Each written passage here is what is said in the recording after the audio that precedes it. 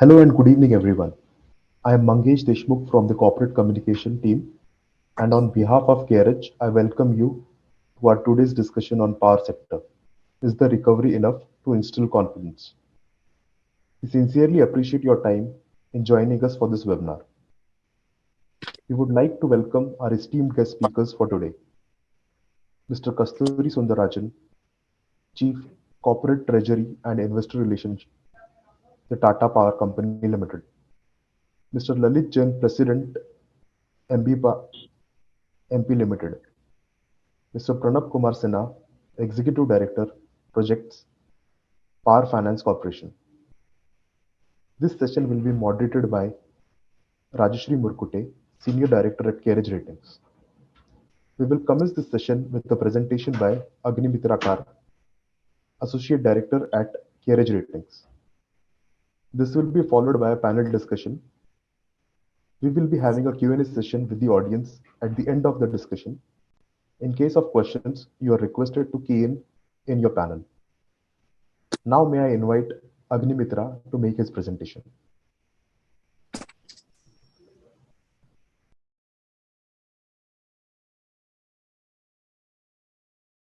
Agni, you're on mute.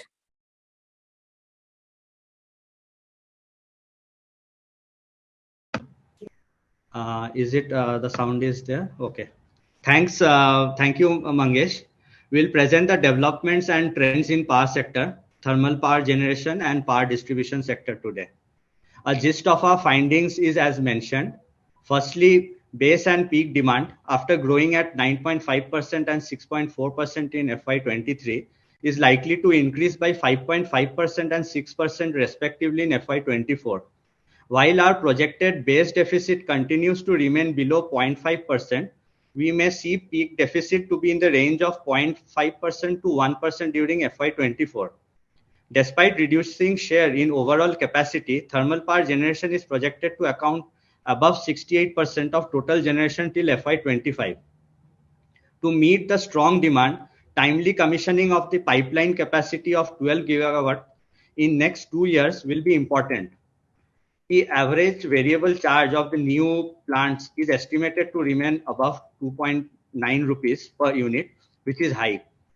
Coal-fired PLF is projected to remain in the range of 61% to 65% during the next 2 years. On the distribution front, AT&C loss and ACS ARR gap, which has sharply improved to 17% and 23 paisa per unit respectively in FY22, is expected to moderate to 18% and 32 paise per unit in FY23. The aggregate DISCOM losses for 22 and 23 is likely to be above rupees 30,000 crore and rupees 48,000 crore respectively. The sector sees some improvement in timeliness of filing of tariff petition and receipt of tariff order by the DISCOMs, although the average tariff hike continues to be in single digit only. Payable days for the DISCOM in aggregate is estimated to sharply improve from 176 days in FY21 to 134 days in FY24. However, aggregate debt is expected to climb above rupees 6.15 lakh crore and rupees 6.6 lakh crore for FY22 and FY23 respectively. We will cover the trend in annual as well as quarterly demand of base energy and peak power in this section. Now coming to the story of base energy demand. With the end of the COVID-19 pandemic, base demand growth has sustained at impressive rate, that is 8.1% in FY22 and 9.5% in FY23. CARE anticipates base demand to grow at 5.5% and 4.5% in FY24 and 25 respectively. Despite this moderation, it is still expected to supersede the CAGR achieved during FY12 to FY22 period of 3.9%. India has been able to meet the base load requirement with narrow deficit numbers over the years. Peak demand trend has slightly been a different story. Peak demand remained unaffected by COVID-19 lockdown. Peak demand increased 6.74% in FY22. The CARE estimates that the growth will be 6.4% in FY23, 6% in FY24 and 5% in FY25. Again, the CAGR during FY12 to FY22 period which was 4.6%, is likely to be superseded. Peak deficit has sharply increased in FY23. During April 22, demand due to early onset of summer was unenvisaged. A chunk of thermal capacity took scheduled maintenance during Q1. Lower coal availability and higher prices also played their role. Early onset of summer is envisaged in the calendar year of FY23, calendar year 23 as well. Better planning initiatives for FY24, including continuation of blending of imported coal, scheduling of high-cost gas-based plants at elevated tariff, as well as introduction and trading in the HP dam market, is expected to curb the peak deficit. Hence, the peak deficit is likely to be in the range of 0.5% to 1% during FY24. Now we come to the slides which cover the thermal power, where we'll focus on coal and lignite fire capacity. Over the past, major share of power has been made through coal-fired plants. In this slide, the dark blue portions in the pie charts represent the contribution from thermal capacity. From the top three pies, it is evident that the share in thermal capacity is gradually diminishing from the past and is expected to continue in next 2 years. But in terms of generation, as shown in the bottom three pies, it commands lion's share. In fact, CEA, through its report on optimal generation mix and the recent draft National Electricity Plan, has estimated thermal generation to account for more than 59% of total in next 5 years. The Power Ministry has been exploring on bringing flexibility in generation and scheduling of thermal plants, given better availability of coal as compared to other fossil fuels in India, ample idle capacity, decent ramp-up, ramp-down capability, modification in technical minimum for efficient generation. The capacities are expected to remain relevant for the power sector even in the longer run. Hence, let us have a look at the pipeline capacity, which will be key in meeting the demand requirement in our next slide. In the first graph, the teal bars which represent the private sector participation indicates waning in last 10 years. Capacity addition used to be higher than CEA planned estimates during FY13 to 16 period. However, slippages have increased progressively. This is largely attributable to agitation, contractor issues, along with logistical challenges during COVID-19 outbreak. In FY23, underachievement of planned capacity is envisaged to continue. Against the planned capacity of 18.8 gigawatt for next 2 years, CARE envisages commissioning of around 12 gigawatt. Given these capacities are being implemented by central state GenCos with PPA and FSA tie-up in place, they shall be instrumental in meeting the incremental thermal power demand. The pie chart shows the typical implementation time taken for these plants. As per CEA, 28.9 gigawatt of thermal capacity is under implementation. Sizable capacity has already witnessed extension in their trial run by more than 3 years. This makes the thermal plants prone to cost overrun and ultimately have bearing on their cost effectiveness. The average cost for these plants stood at rupees 8.8 crore per megawatt as on December 31, 2022, which is fairly high. Based on existing cost estimate, capacity charge for the first year is pegged at rupees 2.56 per unit. In case there is a revision in cost estimate by 10%, which is a possibility given that the rising commodity prices since COVID-19 outbreak, the estimated capacity charge further can increase to rupees 2.78 per unit. 21.8 gigawatt of the capacity are envisaged to be non-pithead plants. The expected distance of the linkage coal source to the plants is expected to be in the range of 150 kilometers to even 1300 kilometers. Based on the same and the current coal price, the average energy charge of this plant is likely to be in the range of 2.94 per unit, which is high. Let us see how the generation profile of the sector.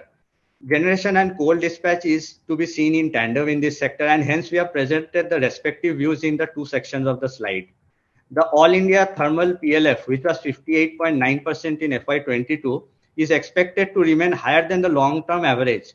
It is expected to be at 63.8% in FY23 and further peak to 64.6% in FY24. Due to large renewable capacity expected to be commissioned between this period, PLF in FY24 is expected to flatten. Absence of medium-term PPA in last few months and consequently no Shakti coal linkage had led to stagnancy in output from IPPs. The light blue bars represent the stagnant PLF of these IPPs. However, better average realization in merchant market has led to improved profitability of the IPPs which had open capacities. PLF in this segment is directly related to power demand. Also, it may increase further in case there is lower than envisaged addition in renewable capacity, there is lower wind speed, or non-availability of adequate gas at competitive price. On the flip side, upon delay in commissioning of new capacities coupled with no new medium-term PPAs for IPPs, subdued coal production and transportation may affect the PLF of the sector. Let us move to the next graph to understand the coal requirement. As the power demand has sharply increased as compared to coal production in India, the government has taken supportive steps to ensure high availability of coal with thermal plants. The allocation percentage of produce has increased to the sector. CARE envisaged elevated allocation during FY24 since the coal requirement for the sector has not peaked yet. Proactive policies for bidding and development of commercial mines has enabled and will continue to reduce dependency on imported coal.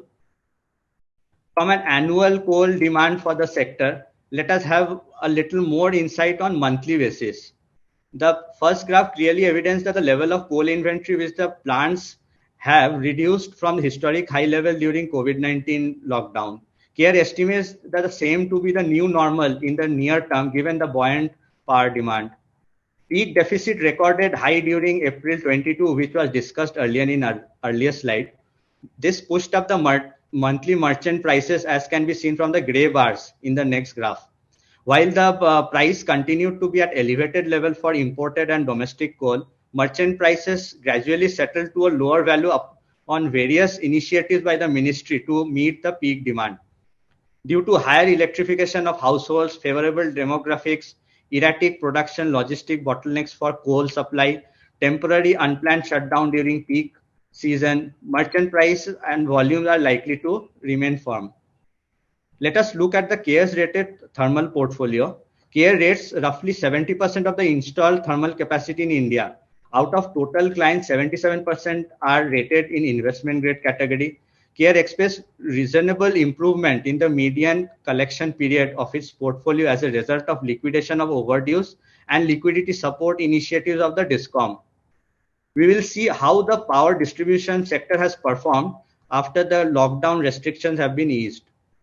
Now, the all India aggregate AT&C loss in FY22 have sharply reduced from COVID-19 levels and have been much better than pre-COVID-19 level also. This has been driven by improved collection efficiency. Among the CARE identified weaker DISCOMs, there have been sharp improvement in the AT&C loss of Madhya Pradesh and Rajasthan DISCOMs. In FY23, many of the weaker DISCOMs may witness reduction in collection efficiency and hence there can be a moderation in the overall AT&C loss to around 18% for the sector. Trend in tariff subsidy, which is an integral component of cash flow for DISCOM, a support that the respective state government provides, is what we have shown in the first two graphs. The reliance on tariff subsidy for the DISCOMs continue to remain high, and CARE expects it to range between 15 to 16.5% for the short term. The gray bars in the second graph denote the subsidy billed in absolute terms. Subsidy billed is estimated to cross rupees 1.4 lakh crore in FY22 and rupees 1.45 lakh crore in FY23. Realization has been a positive in FY22, which can be seen from the climbing deep blue bars.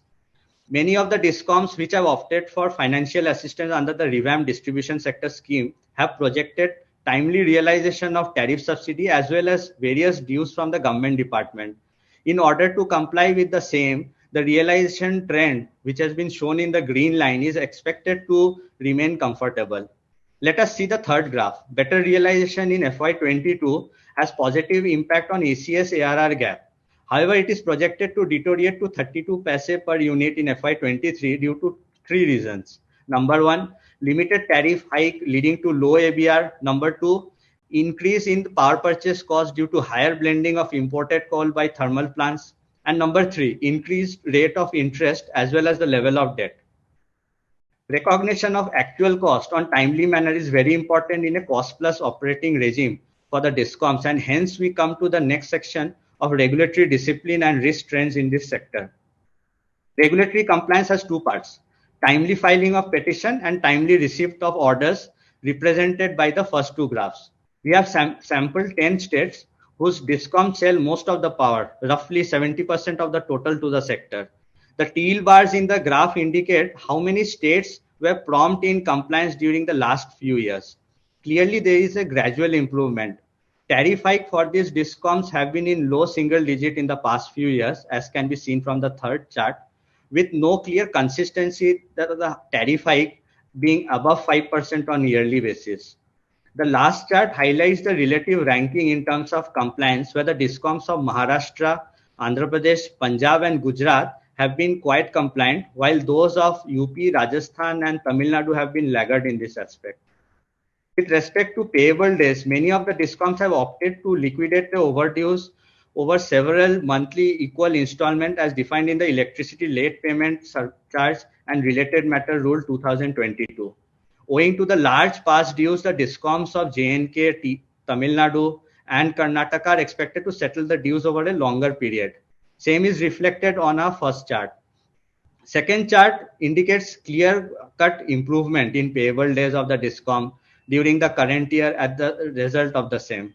The debt level is estimated to be around rupees 6.15 lakh crore in FY22 and further increased to beyond rupees 6.6 lakh crore for FY23 due to the increased loss in FY23 as discussed above, as well as for financing these payables. Hence, the key takeaway in today's presentation are as follows. While base load meeting ability of the country has been proven, peak load meeting ability is not fully tested during the high demand period. Sizable peak deficit may continue to drive the price in short-term power market in FY24. While the share of capacity is projected to diminish, thermal PLF is expected to remain high. However, ensuring adequate coal availability will also be a key. Debtor liquidation scheme is expected to reduce the interest burden of the GENCOs going forward. AT&C loss for the DISCOMs, which had improved in FY22, may still remain at a stable levels till the structural changes in the DISCOMs materializes. The ACS-ARR graph is also likely to widen because of limited tariff hike, sharper increase in power purchase cost, and higher interest expense. Continued loss and capex along with liquidation of payables is likely to keep the debt level of the DISCOMs at elevated level. This marks the end of my presentation. Handing over to Mangesh. Thank you, Agnimitra. Now may I invite Ms. Rajashree Murkute to take over the session, please. Rajashree is a Senior Director and heads the Infrastructure Vertical at CareEdge Ratings.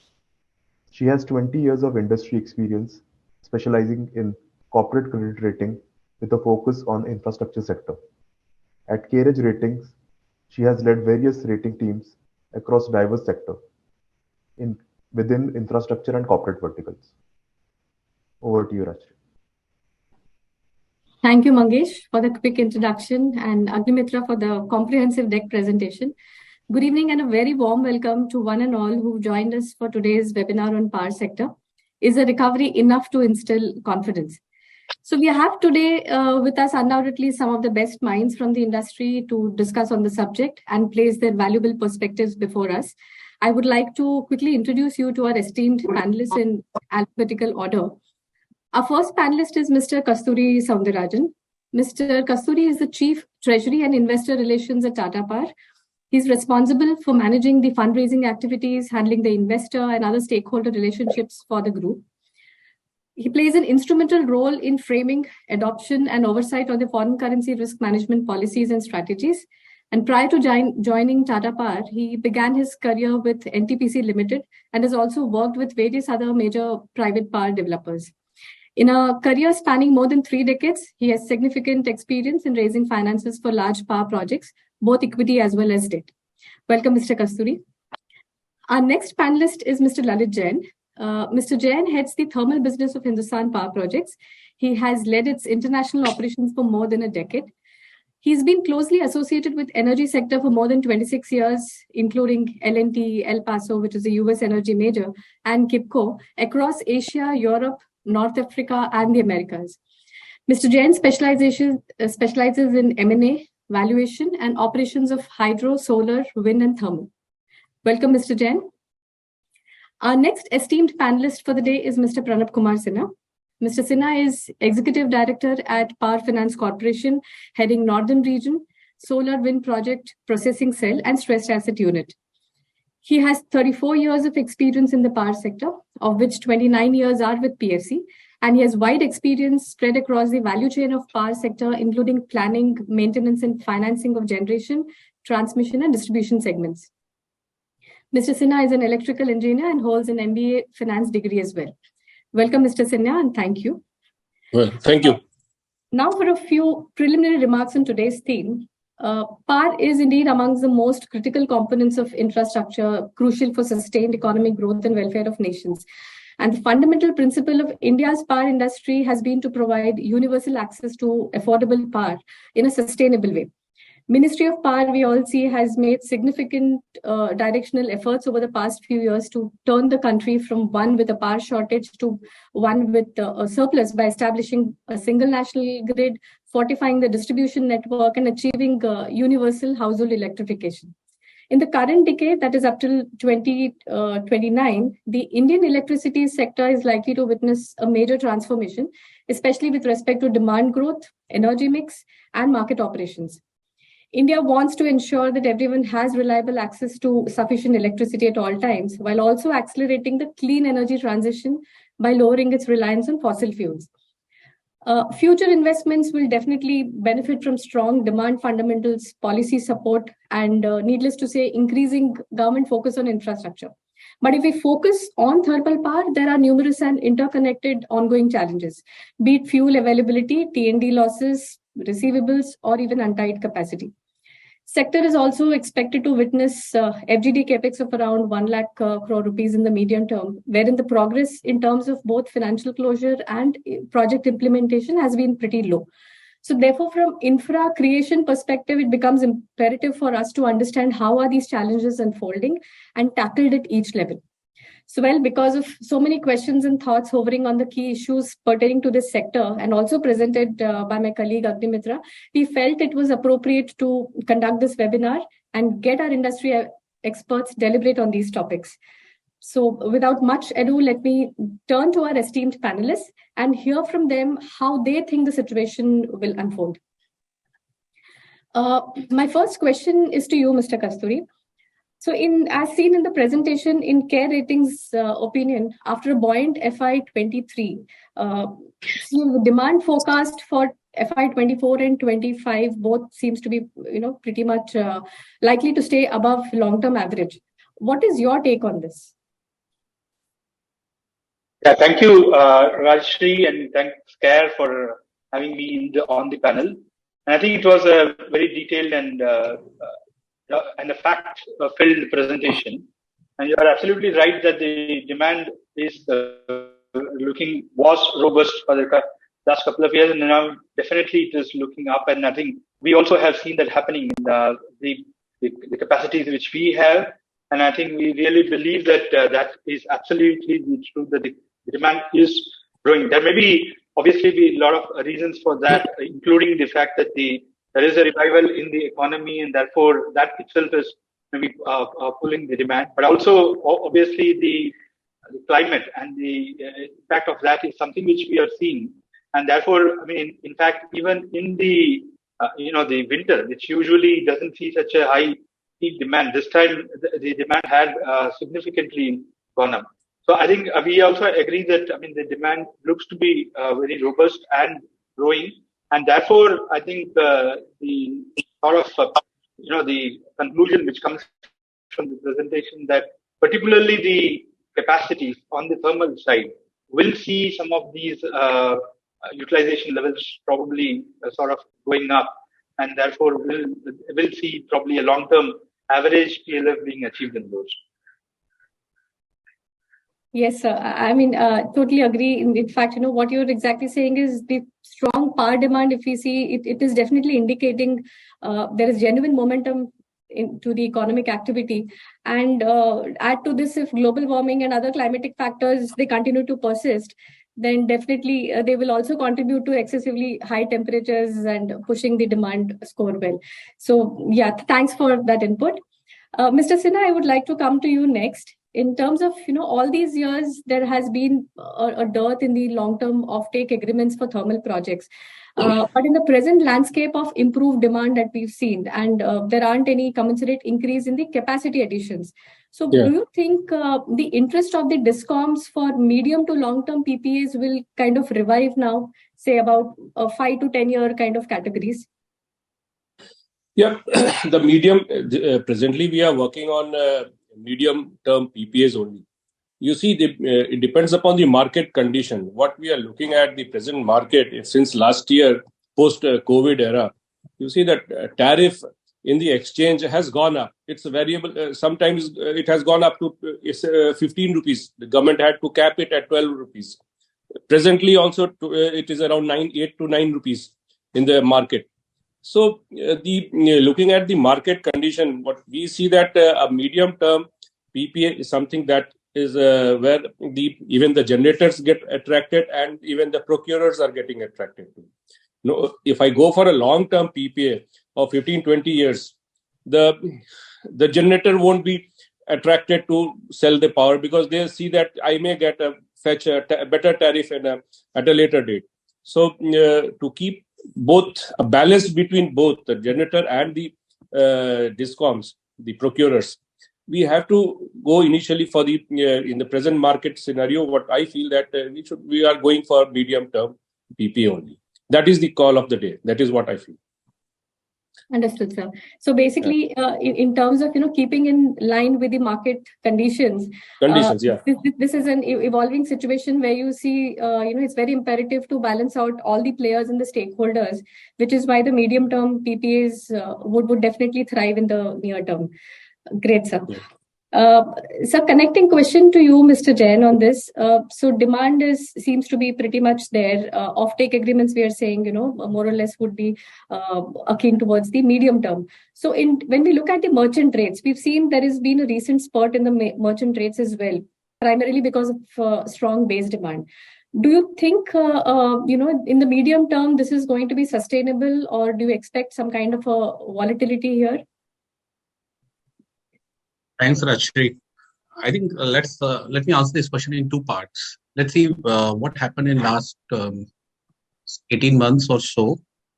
I think as Agnimitra was showing in his presentation, since middle of 2021, there was a significant increase in imported coal price, which led to some of the imported coal capacity getting underutilized in 2021.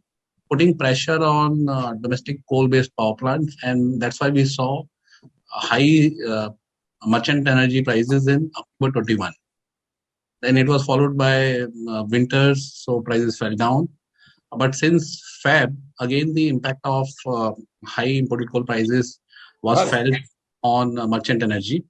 The tariffs in November were around 3 rupees in 21, December 350. But by Feb, they increased to 440. And with the logistics issue being faced in the domestic coal market, the tariffs were increased significantly by March and April of 2022. And then we had rains and slightly cooler weather. Prices were down. But since November this year, we are again seeing large increase in the merchant prices. Now, what has happened is because of coal prices being high, captive users are not getting enough coal, and therefore part of their load has shifted to grid. In November, I think we saw energy growth of around 11%. I think that's persisting in December, January. I think recently we saw a peak load of 211 gigawatt, and we are still coming out of winters. So we believe this year 230 gigawatt or higher is definitely possible. Now, what that means is that since last 18 months, the merchant prices were up mainly because of coal pricing. Then as a generator, the margins for us are difference between the merchant energy prices and the coal price. The margins for us didn't increase that much as one would see from the merchant energy prices. Okay. But as we go forward, if the peak load touches 230 to 35 gigawatt, the capacity of thermal would become a significant constraint.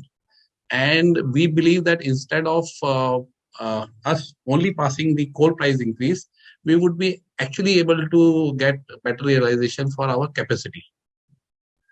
We remain very bullish on market for next 6 months or so. We believe we would continuously see tariffs hitting their peak at 12 rupees, at least for thermal market. Understood, sir. So basically, the entire, the traction that we are looking at in terms of the price increase, that definitely is going to stay for some longer period. And in fact, with government already invoking Section 11 of the Electricity Act between mid-March of 2023 up till June, wherein to ensure the thermal plants typically run on even the expensive imported coal. Despite there may be some ongoing bankruptcy proceedings, they do suggest that maybe, should the cost pass through is allowed, then the prices will likely to stay elevated even at the power exchanges. But I hear you in terms of, the possible peak load. If that kind of increases all the way up till 230 gigawatt, then the realizations will only be much superior than what they are today. Thanks so much.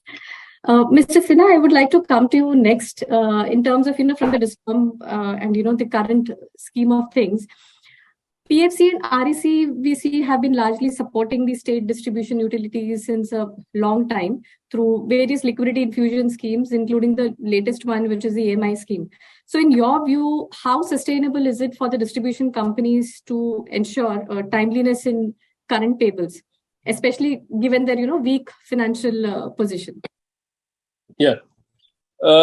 We all know, in fact, we have in India, we have around more than 70 DISCOMs, and most of them are not financially healthy in terms of revenue realization and other commercial aspects. So government has been working with them and has been regularly thinking how to improve their performance, and that is why number of schemes had been launched earlier also by the government, RAPD, RP, IPDS, and others. And all those, but over time, the government had come out with LPS because there was over-mounting dues of the GenCos, and GenCos were not getting payment on time, and many GenCos were finding it difficult to service their debt. So this type of a scheme was required, and that is why it has come, so that they get their dues paid in time. But this is one part of it. But there are other aspects on which the government is also working on that make them more efficient, to keep a close watch on the DISCOMs. And government has also come out with various norms for the DISCOMs that they need to work upon. Like additional prudential norms has been notified, wherein we have to look at the DISCOMs that their revenue realization improves, their accounting standards also improves, and the subsidies that those are supposed to come from the government are being paid to the DISCOMs on time. Even it has been stipulated that every quarter the dues of the subsidy dues needs to be zero, and the revenue from the government departments, the government offices, the buildings, the various complexes, the government complexes, all these things needs to pay their dues up to date. So what we were looking at, the DISCOMs, the majority of their dues were on the government side. The government buildings, the government infrastructures were not paying them on time. As such, the problem was there, and that there was a huge gap out there. So those gap are also in addition to the LPS scheme that we are looking at. In addition to that, government is also working with them to reduce that gap. So that gap is reduced, so that the payments starts coming to them on time, and they are able to get their revenues and make them in this regard. They become more efficient as far as their revenue realization is concerned. As the new scheme, that RDSS, which had come earlier, which stated that the revenue gap needs to be brought to zero level. The average cost of supply and average revenue realization, the gap is almost around 1 rupees. If you look at a national average, it's more than 1 rupees. So that gap needs to be brought down to zero level. That is one of the steps that we are taking, and making the discoms more efficient. And with the new RDSS scheme that has come in, they are supposed to bring more efficiency in their revenue realization. So these are the things which are in addition to the LPS scheme that is there. And the LPS scheme is, of course, bringing good results. The GenCos are getting their dues paid. PFC is maintaining a portal, that is a Prapti portal, which is there, wherein all the GenCos has to put in their claims, undisputed claims, and it should not be more than 75 days. So within 75 days, their dues are getting cleared. So in this process, the GenCos are also getting confidence in the market, and they are also maintaining their efficiency level high, so that the supplies are made to the discoms on time, and the dues, and they are confident that their dues will be paid to them. If not today, within the 75 days period, it will be paid to them. Which it was earlier, it was a blank, that the timeline was not known to them in many cases in some of the discoms. So those confidence has come to the GenCos, in my point of view. So the LPS has also given a good result in terms of discom efficiency as well as the GenCos. Right. So actually, yes, this seems to be definitely in the right direction in terms of building the confidence of all the stakeholders. Yeah. These were necessary reforms, and what I also hear is government is taking a good amount of initiatives to ensure that from their side also they're getting the act together in terms of clearing the dues, which has been perhaps a pain point all through towards the discoms. So yeah, it's going to be a collaborative effort, and we hope that the reliance on only these kind of schemes do not really continue for a longer period, and the operational efficiencies really surge. Mr. Kasturi, my next question is to you. So in terms of the overall renewable energy capacity addition, we know there hasn't been any remarkable action in last 1 year. So given your experience across the entire value chain of power segments, it will be interesting to hear from your views as to, firstly, how do you see the growth in terms of capacity additions in the medium term? And secondly, how far is India from achieving a sizable round-the-clock renewable power generation status? Yeah. No, actually, that's a relevant question. And I think, yes, the last year, it has not been too much of a great capacity addition on the renewable front. And of course, I think many of us know the reason.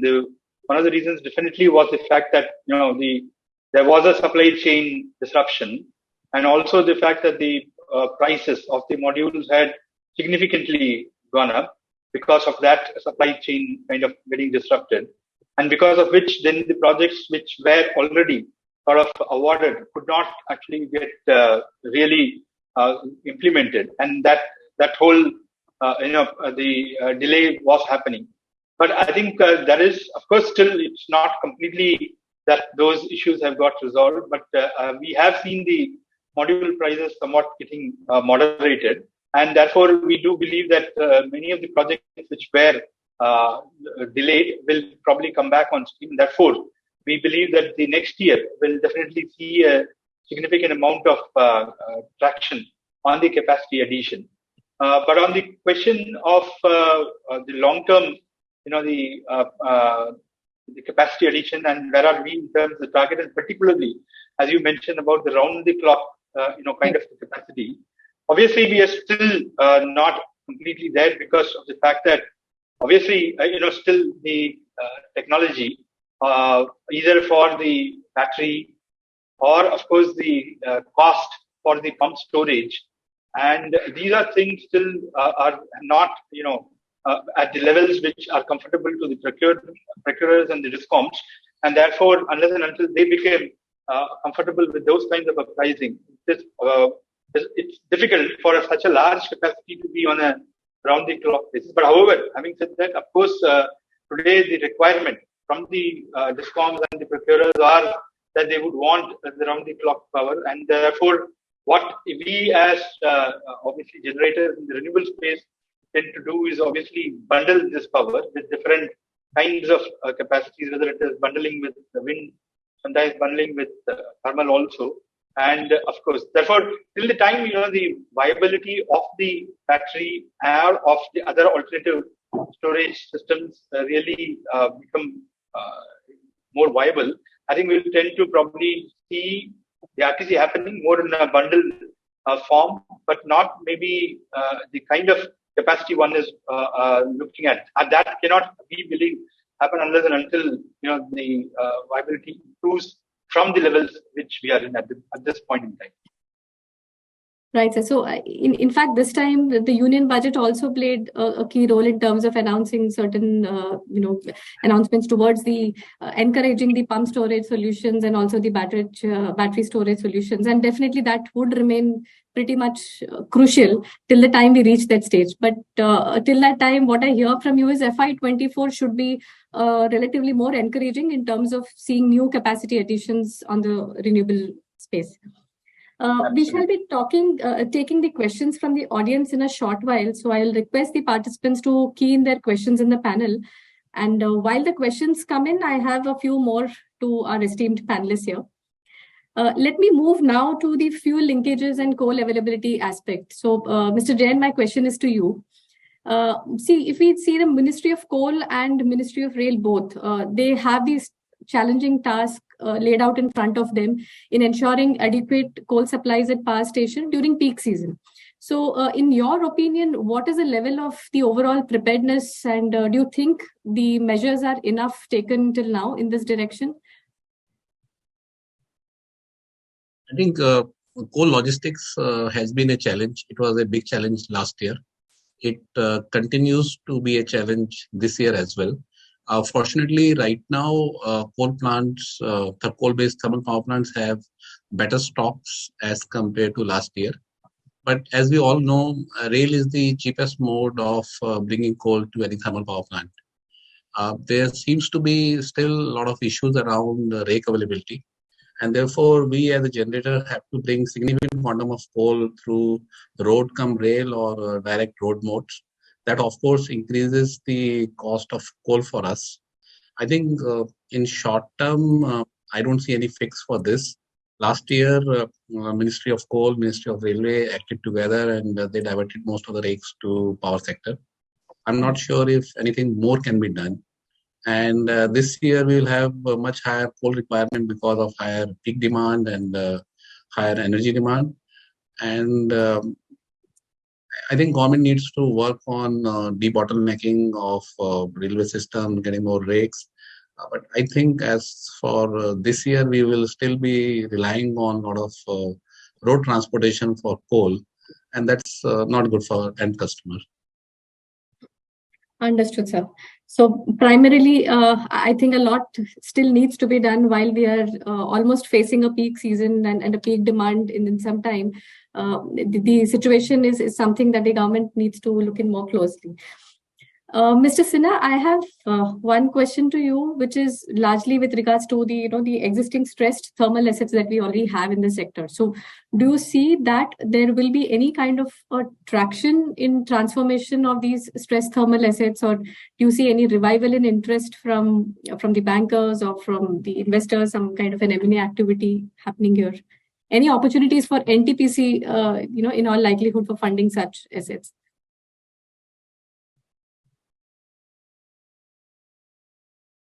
Mr. Sinha, are you there? Okay, I think he may have lost the connection. So, Mr. Kasturi, would you like to take this question?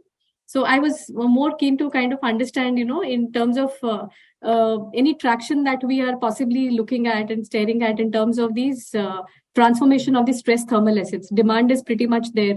Coal availability is something that the government is also saying there has to be a must-run status. So, and tariffs also, therefore, are kind of reflecting pretty much on a superior side than what it was. So, do you see there are opportunities for players like NTPC to fund such assets, or would you see any M&A here?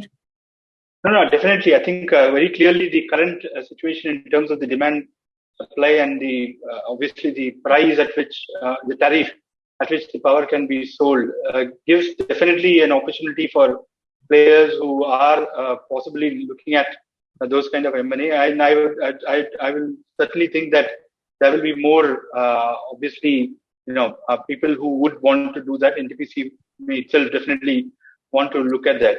Unfortunately for us, we have taken a decision not to actually add or to any thermal capacity as a sustainability kind of a target. So, but otherwise, yes, I think this particular space looks very attractive at this point in time, because, and definitely many of the plants which were facing difficulties in terms of their operations will probably, with right, maybe management will be able to probably start operating better. And I think the requirement and the need also seems to be there. Okay, that sounds pretty much encouraging to hear, that we'll see some more activity here in this space. And the stressed assets also will get some breather in case if the activity picks up. I'll just pause here for a minute and quickly see if we have questions which have already started coming through from the audience. Okay. So I think I'll direct this one question which has come in from Mr. Shiva Ramakrishnan. Mr. Jain, I'll request you to take this question. So his question is, what is the panel's view on coal availability for power sector in the near term, post the government doing away with the special forward e-auction for power sector? I think while government has done away with the special forward e-auction, the new scheme under Shakti 8 has been introduced, and there are regular auctions being held under it. I think right now coal availability is enough as far as sale in both FSA and merchant market is concerned. With the recent circular on getting 6% imported coal, I think situation should ease. We are not seeing any significant challenge as far as coal availability is concerned for next few months. However, Shakti 8 has some restrictions on sale in RT market and sale in TAM market.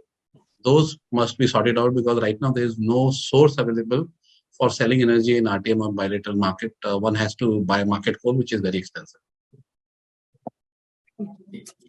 Thanks so much. I have a next question which has come in from Mr. Nitin. Mr. Kasturi, I would request if you can take this question. This is pertaining to distribution franchisee. So what he says is few private sector players have entered into the distribution franchisee business, and the success story per se has been mixed so far. So what, according to you, are the opportunities available for grab and the pitfalls to avoid in such ventures? Yeah, I think we are also there in the distribution space, both as a licensee as well as a franchisee. And I think our view will always be that the long-term reforms for the power sector requires privatization to happen in the distribution space. And our preferred route for that is actually the licensed route rather than the franchise. Of course, I mean, it depends upon the states and to take those decisions. Because what we have seen, and this has been our experience, and the recent, the distribution which we took, which is Odisha, also is a classic example of a case where if the private sector distribution licensee comes and that licensee is required to improve the efficiencies, it should be allowed to do that, taking its decisions on the capex. While in the franchisee model, obviously there are some limitations because obviously the franchisee is not the licensee, and therefore the ability of the franchisee to take a full-blown, efficiency improvement capex program on it itself could sometimes be limited. But having said that, I think we are open to seeing all kinds of initiatives there, whether it is franchisee model or it is the PPP model of the license, or now with the government, sort of looking at maybe multiple suppliers in the same license area also. So I think all of these, probably a combination of all of these will have to be there to take the distribution reforms forward. Great. So that's a pretty detailed response that you have given. Thanks for that. We have a next question from Shilpa Rathod. Her question is, what are the efforts taken by government and CTUIL for reduction of transmission losses for interstate transmission of power for hydro projects. Mr. Kasturi, would you like to take this? Honestly, I don't know, because I think, for us as maybe purely generators or distributors, but of course we are there. We have some in Mumbai and the areas around Mumbai. So I honestly probably may not be able to exactly answer that. This next question, I would urge both the panelists to try and address. This question is from Mr. Anubhav Sharma. He is asking how climate risk is being perceived by thermal gencos amidst net zero targets. So, Mr. Jain, would you like to take it first? I think it's a very debatable. We have for 200 kilometers next to our power plant, we have jungle. And today we are implementing FGT, where sulfur levels are already so low. Just because someone has prescribed that it has to be done all over India, we're spending close to 900 crores in implementing an equipment. I'm not sure what benefit one is going to derive, but it's definitely going to push up the cost of end consumer by 25 to 30 paise. The entire climate debate seems to be around renewable energy. And unfortunately, the way renewable energy is being sold to utilities, there are several inherent subsidies. Subsidies in form of free transmission charge, subsidies in form of bus turn status. I think now utilities are realizing that the quality of power from solar or wind is not as good as the more reliable sources like thermal or hydro. And I think that's one of the reasons why we are seeing some pushback from utilities to not contracting so much of solar and wind power. And I just going back to the previous discussion which we were having, I think Care mentioned, I think Agnimitra mentioned that we will have demand growth of 5% annually. With 230 gigawatt of demand, we are looking at 11 gigawatt of incremental demand next year and 11 gigawatt after that. With thermal capacity of only 12 gigawatt being added, I'm not sure how one is going to meet the peak demand in FY25. So there, I do differ with your view that we'll have a peak deficit of only 0.5%. I think it might be much more.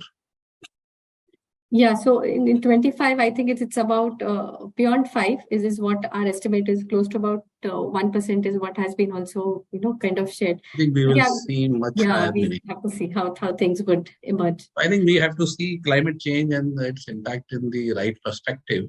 I think laying too much emphasis on this may be counterproductive. And we have to also see what is the environmental impact of solar panels, wind turbines. What are we going to do once solar plants are decommissioned? Where are all these panels going to go? I think those debates are yet to be seen, in any forum, or I don't know what we are planning to do. Where all the broken glass will go? Who is going to, take care of birds, their path, the humming noise which comes from wind turbine, the shading issues which happen on the nearby houses? I think one has to look at it comprehensively. And relying too much on renewable for RTC basis is also challenging. For supplying 1 gigawatt of RTC thermal power, we need 3 to 4 gigawatt of renewable energy to be established. And if we have to grow at 5% on renewable addition every year, that's very difficult to achieve. And especially we've already seen, there is a lag in terms of its existing targets also. So primarily it has to be more of, the reliability of the power supply, which is the most essential thing that any GenCo should be trying to achieve. And secondly, we have kind of forgotten about energy security. So one has to lay emphasis on that.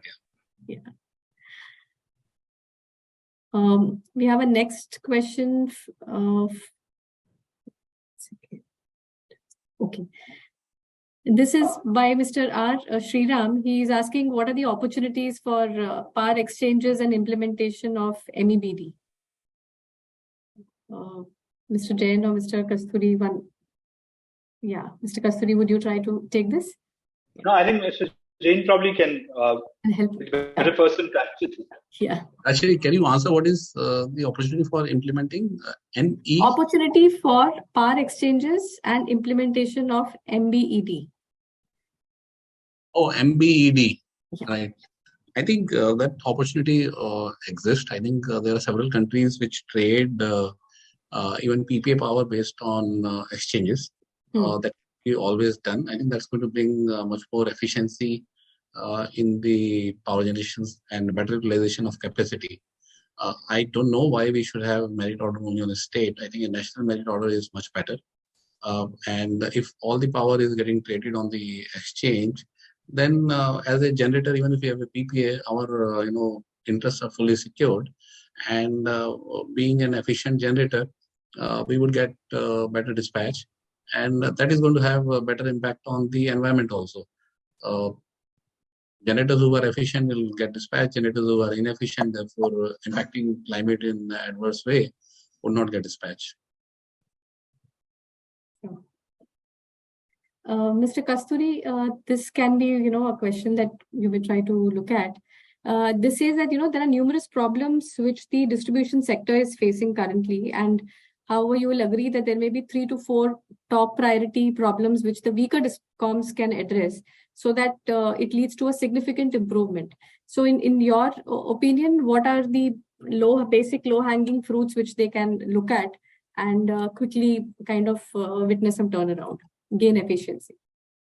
Yeah, I think fundamentally, it's a very difficult, question in the sense that what are the priorities which can be done. I think this, honestly, we fundamentally think that there are very, deep-rooted structural problems with the distribution companies, and they need to be addressed. And that's what is obviously challenging and taking time, in the sense that it requires obviously a lot of governments to take that kind of a decision, because the fact that this is a state subject also, and that is the challenge. But having said that, I think one way to look at just prioritizing and seeing that at least some of the improvements which can happen. Of course, I think on the topmost priority is somehow the reduction in the AT&C losses, and therefore improving the efficiency. And in that, I think that's easier said than done, because obviously AT&C improvements would require some amount of capex and efficiencies to come only after that, and which is where the problem is, because these discoms today are not financially in a condition where they can actually make that capital infusion for making those improvements. But I think alternatively, therefore, what the government has been trying to do is push this whole smart metering as one possible way to address the issue on the AT&C, and provide support to either finances directly or through a mechanism where there is a operator who is supplying those smart meters, installing it, and then operating it, and therefore improving the efficiency. So I think, yes.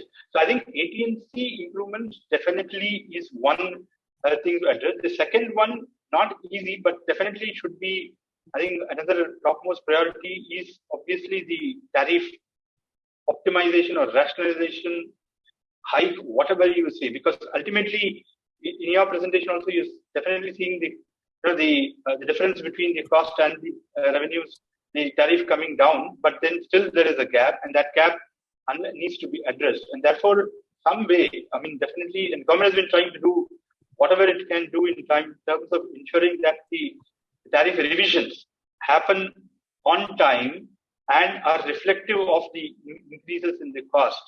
Because if that doesn't happen, again, fundamentally, there's a problem. So in my view, therefore, efficiency improvements through maybe mechanisms like the smart metering, and B, somehow ensuring that the tariff rationalization, hikes, etc., happen on time is critical. I think if we don't do this, then we are always going to be in a situation where we'll try to bail out these entities after every few years. Yeah. So indeed, in case if things have to fundamentally improve in the long term and not just have some bridge kind of arrangements to address these issues, then definitely smart metering bringing about efficiencies, curbing the AT&C losses. I mean, they'll have to focus more on more inward-looking initiatives have to be done instead of just relying on some of only governmental reforms for the DISCOM. So that's great. I think we can take just one last question. Mr. Jain, if you can take this. This is with regards to open access. The stance on open access has been varying from state to state and has put some of the CNI developers to ponder on regulatory issues. So what measures can be win-win for both the developers and DISCOMs and can be easily implemented? Pretty longish question, but yeah, if you can make an attempt on this. Yeah, I think open access, selling open access through banking and billing, I'm not sure how one can balance the interest with utility and the generator.